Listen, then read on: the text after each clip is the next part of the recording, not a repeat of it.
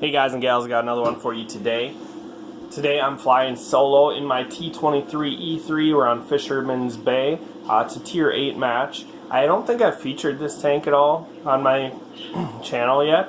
I would compare this tank a lot to the Banshee. The gun's just a little less capable, I guess is the terminology I would use, than the Banshee, but otherwise mobility, working a ridge line, supporting heavy tanks, it feels a lot like that.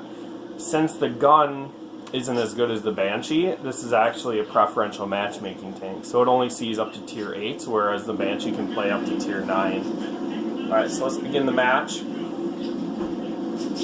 On Fisherman's Bay, what I like to do in medium tanks is try to get into like F6, spot out for the team, see what's going into the city, and then alternatively I will probably just push the one line, get vision out from my snipers back there, depending on how the enemy team shakes out on that side. A lot of the heavies are going to the city, which is good. We got a good mix going over towards H1. Problem is H1 gets pretty campy, so it's good that we also have a scout in F2. That means he's probably going to be spotting for them. I won't have to worry about it too much. Now, I make this line and I don't get a lot spotted. It's probably because of my late start that I had. But now as I start to progress through, there's a 45A looking at me, so I'm just going to kind of circle around here,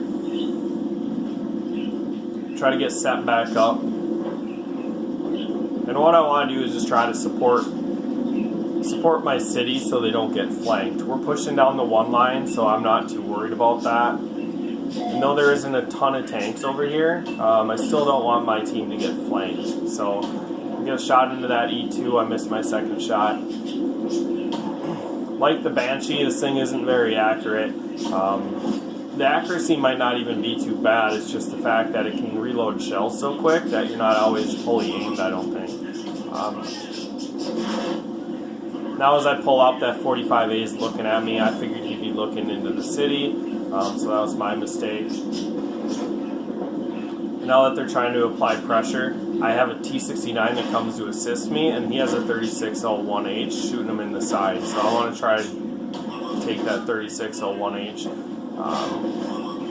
shoot him and get the pressure off of my T69. I missed the last shot there. I don't think I would have killed him. I don't think this thing can roll up to 139.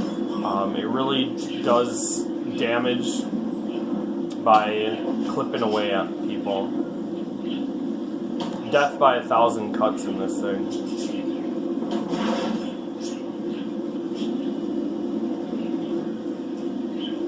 You don't have to expose a lot of this tank. Right there, I barely had my turret over the ledge and I was shooting the 45A. He did carefully aim and get a shot into me though.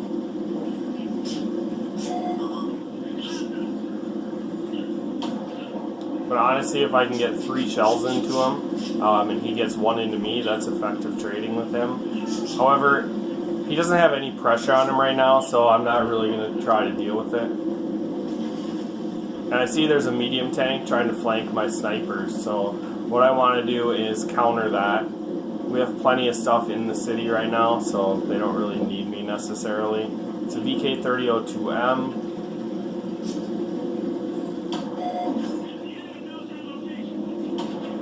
You can see this thing can just put out damage. Like, its loader is working inside this tank.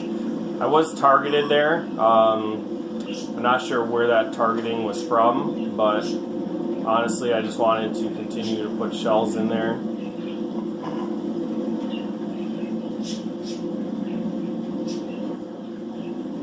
My reasoning behind that was really I didn't feel like anything that I couldn't see probably doesn't have a very good shot on me. Either it was from B1, B2, or it was from the city, which is like in E5, and I guarantee that they didn't see much of my tank if they were shooting at me.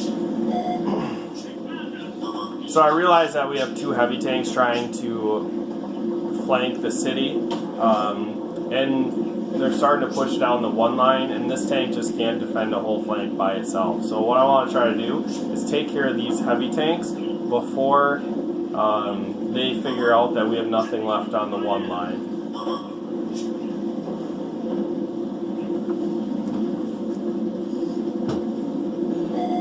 It's a close game. We are up one tank.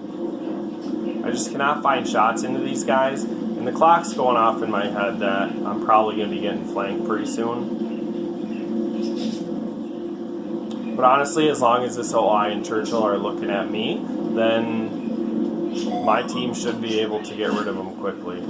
And I see the Spizzle back there. I had a shot in him. I got one. I was going to pull a second shot, but that Churchill 7 ended up poking out behind that building and penning me, and then I didn't see the shell come out behind me on my right until the second shot where he hit me. So now that I am getting flanked, I'm going to move out of here, and you can see how close to the ridge I was, because I was waiting for them to flank us, and then I would just jump over this ridge, get down on the 8 line, move in behind this road, and then get vision out for my team.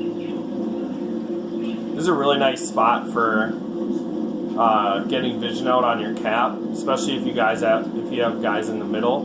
They can support your vision while you put it up. And right here, I spot the VK, and I just have a shot on his top cap, and he only can see like my turret here. So we're both trying to pixel snipe each other right now. I take my time, fully aim that shot into his cupola, and I get it. And then I notice that there's a Wizard 121 GFT sitting on that ridge, and that is not a shell that I want to take. Our defender kills the Vengeance, and really now it's just cleanup time. 6 on 2. They do have a full health 121 GFT, which can do a lot of damage. I'm not sure what the Patriot has, and then he finally gets spotted, and he's full health as well. So they got 2 full health tier 8s. We still have 3 tier 8s, so this should be fairly easy. I'm going to push in, just try to get damage before the game is over.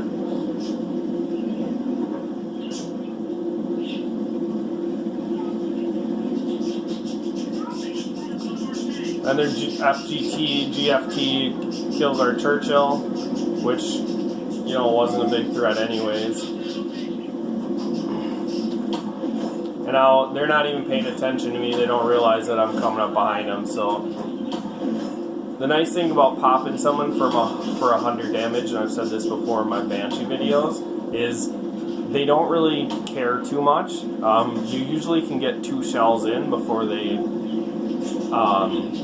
give you the time of day, and then usually around the 3rd one, they're like, alright, this guy's really annoying. I've just taken 300 damage in like 3 seconds. So I might want to deal with that.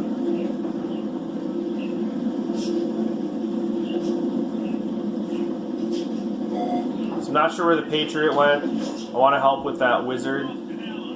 And as I'm looking down my barrel, that Patriot comes out behind the building, and I'm trying to track him. I want him, if I can take his mobility from him, then I should be able to circle him. I get his track right there. I hit his ammo rack, and now he's pretty much just finishing up here. He must have a good crew, or he saved his repair kit till the end there, but he didn't fix his track fast enough, and he ended up dying. So you can see they pulled it down.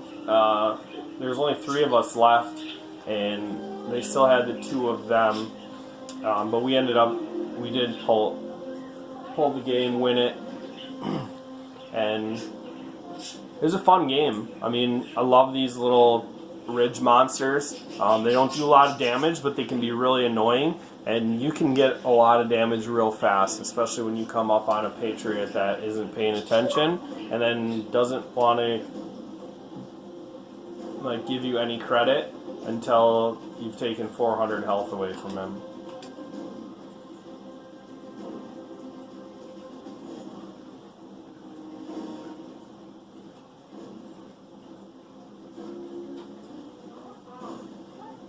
Tier 7 preferential matchmaking tanks are Kind of tough to play in a platoon though, unless you play with people that have them. But a lot of my platoon mates, my buddies, don't have tier 7 preferentials. So usually I have to run that tank against tier 9 sometimes, and honestly it's fast enough to flank tier 9s, and the APCR rounds aren't terrible as long as you're shooting into the side or the back. The AP rounds are tragic, but the APCRs can make it manageable in a tier 9 match. So I took top dog. It was only a first class, but it did 2,500 damage. I led our team. Their Wizard 120, 1 GFT did 4,200 damage, 4 kills, and their AT-15 beat me with 2,700 damage, but really nothing else in the game. I took third in damage with my tier 7 little gun that goes pop, pop, pop for 100 damage at a time. So you can see how deadly it is. You can also see how quickly it can die facing a Patriot that actually cares about killing the little tank that does 100 damage at a time. After he hit me for one shot, I was down to a one shot. It does not have a lot of hit points, and it has 0 armor. So if you're going to get that tank, that's a good feature on how to play it. You play it from long range sniping. Your accuracy isn't so important because you get accuracy by volume. But that's really all I got for you guys. Make sure you like, share, subscribe. And I apologize for the blowout on my wife right there. But I will talk to you guys later. See you in the next video.